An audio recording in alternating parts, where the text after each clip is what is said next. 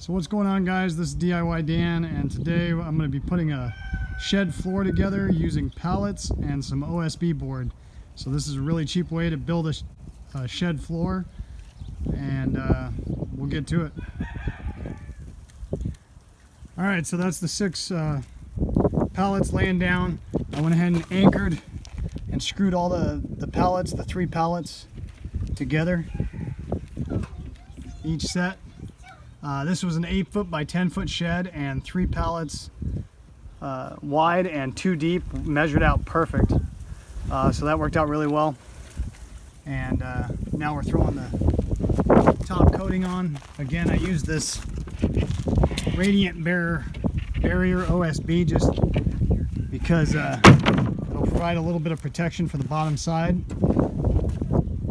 But however, it is pretty dang tough, so I think it'll hold up nicely for what it's being used for. That actually came together really well.